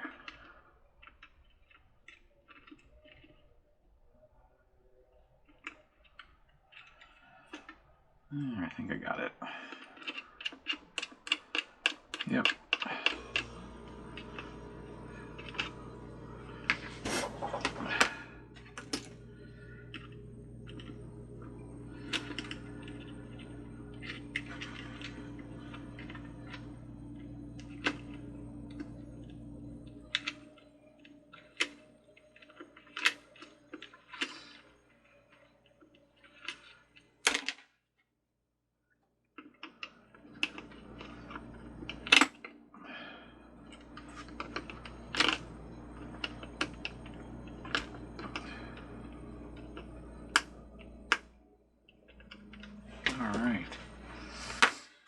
Now we'll look at this picture just to make sure.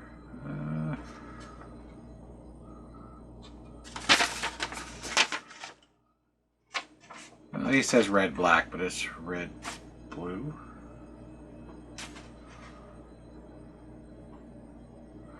And then he says yellow, yellow, green. There's no yellow. It was yellow, yellow, because the other ones are still sitting over here where I tossed them. Oh, they're on the ground. Yeah.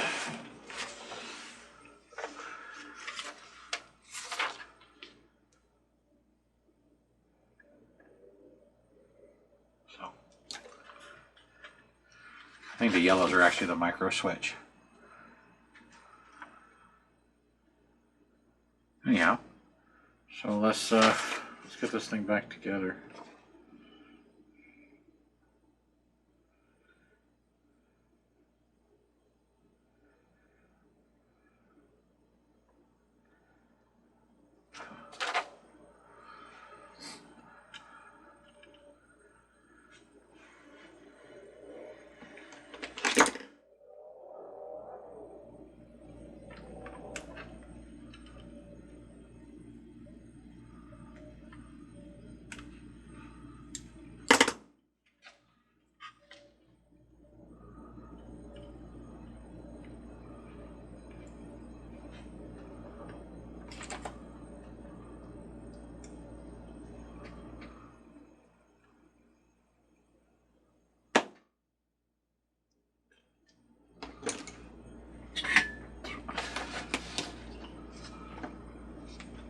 Tin the wires.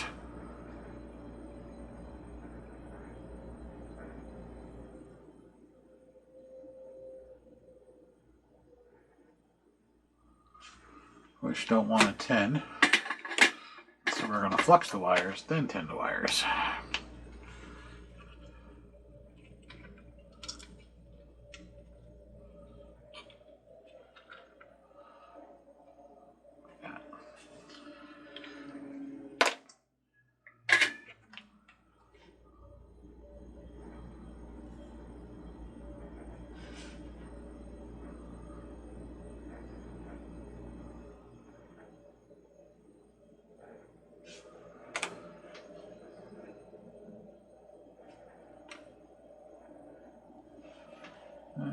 me see. Orange.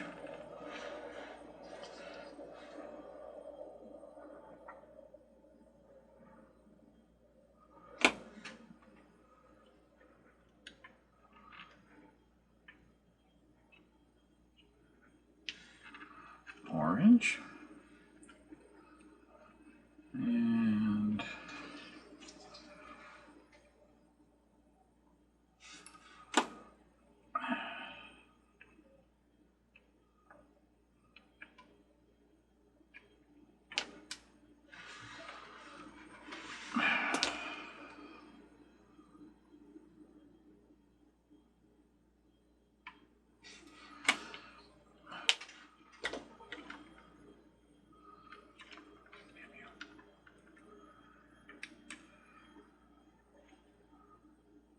go.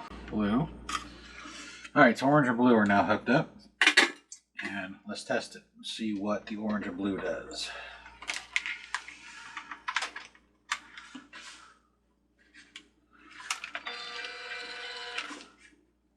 Orange and blue is the out. So the micro switch has to be hooked up, which are going to be the two yellows. I'm going to trim them back.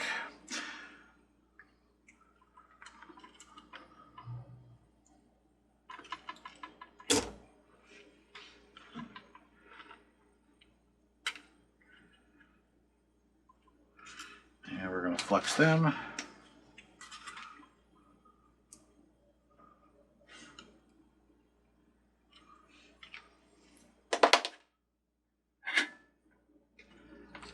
Now we're going to tin them.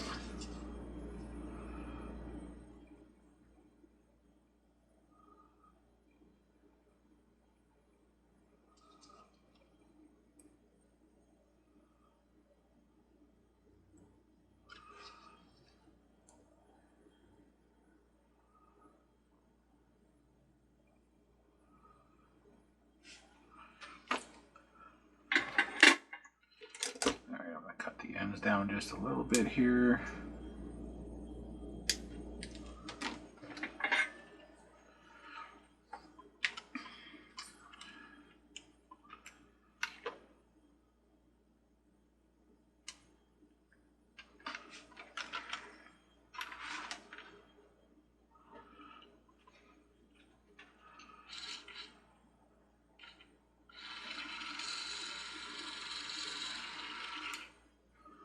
It is the micro switch. That's why it turned on when I went to solder it.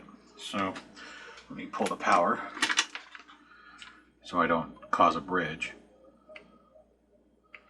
No, I guess I need to put some solder down too.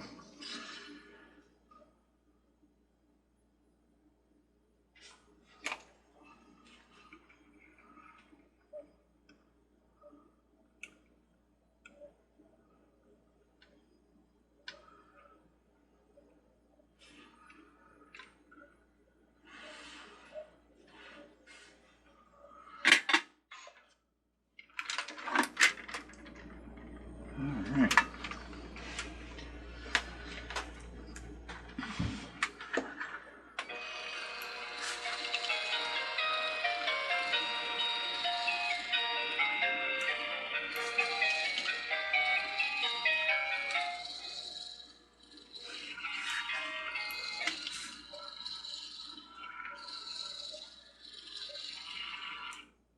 There we go. But I am going to replace that belt because that belt doesn't look good. I'm sure you can see it in the video. It's wobbly. So let me see where my belts are of that size. That's too big. That's way too big.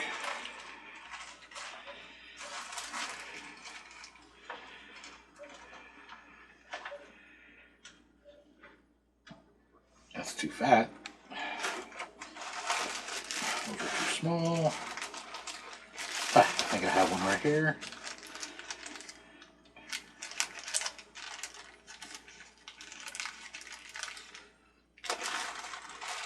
Yeah, there we go. So let's get rid of this belt. That's sloppy. And let's try this belt, which actually might be too big. Yeah, that belt's too big. I need to get the next size down.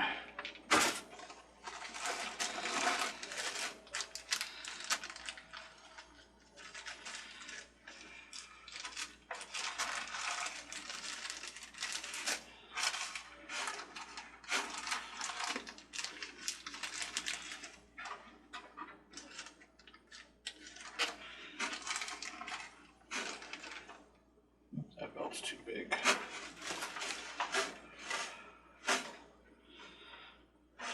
Oh, this red belt might be the right size.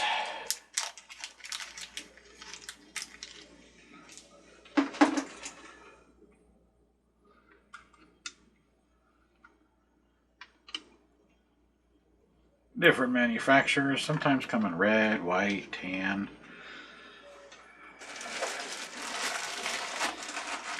I got them in all colors, pink.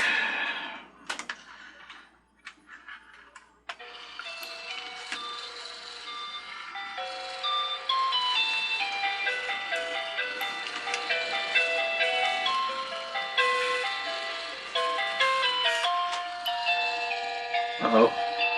We lost our rotate.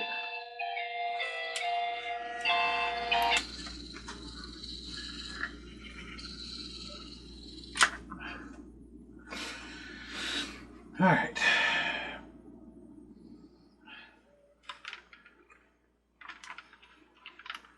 Something happened to our rotate. It's still tight. That's weird. Let me see if it'll reset. Okay, reset. Nope.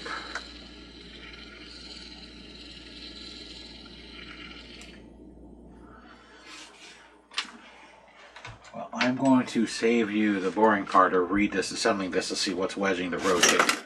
I'm thinking one of the wires may have got caught, so I'm going to take it back apart off camera, and I'll tell you what's wrong with it, since we're already pushing like 2 hours on a basic carousel. But I think the motor wire got caught in the mechanism. These wires can be long, it won't make much of a difference, but it's possible that the longer motor wire got stuck. So I'm going to take it back apart and check, because it was spinning. But this is how it always works. That's why I always test it along the way, and hopefully you can catch it before it's fully assembled.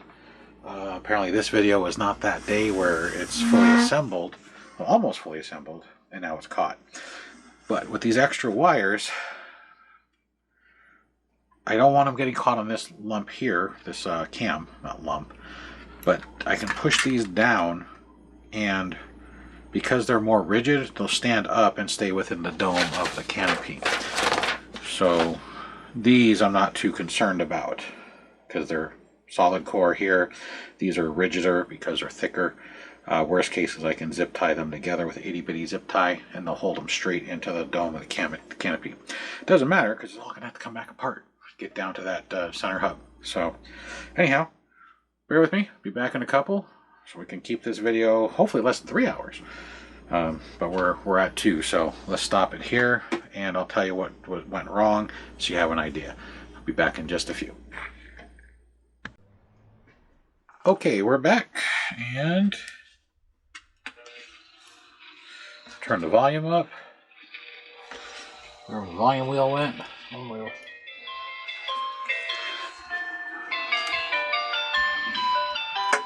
turn off some lights.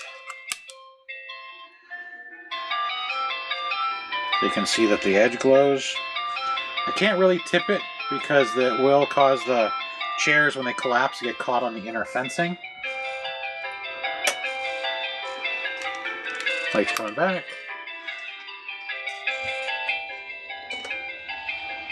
With this small base, it's hard to get your fingers under the chairs to turn the volume down. So it wasn't the motor wire that got caught, it was the wires for these lights. It came out of its track and got caught on the inner piece. So I put it back in its track and put a dab of hot glue on it. That's why she quit working. It wasn't the motor wire with all the extra loop.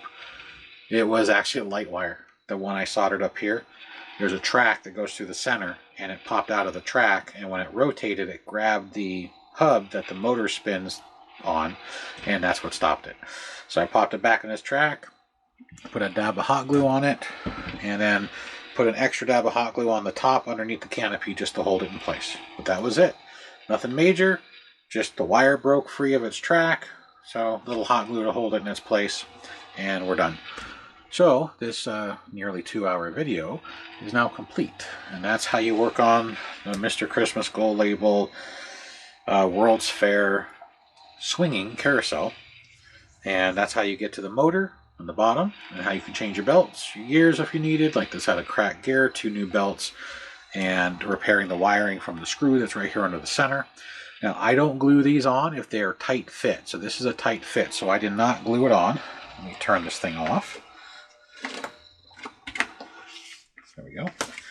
Again, it's hard to turn off with the swing. So because this actually fits really snug, and you can almost lift the unit with it, I don't glue it on. But if you are going to glue it on with hot glue so you can break it free. But when there's a nice tight fit and it's not going to fall out when you tip it, it's okay. So, and that's just me, because you're going to open it again. The other motor is going to die, another gear is going to break, you're going to spin another belt. It's just because it's mechanical and it happens. So, but there you go. Sorry for the really long video, and now you get to understand why sometimes it takes time to get these pieces back, whether you send them to a local hobby store or myself or anybody, it doesn't matter, any repair shop that works on these, is because sometimes they take hours. And when you have a normal job where I work an average of 10 hours a day, usually 4 to 5 days a week, you don't have all the time to work on these. So it is what it is as far as it goes.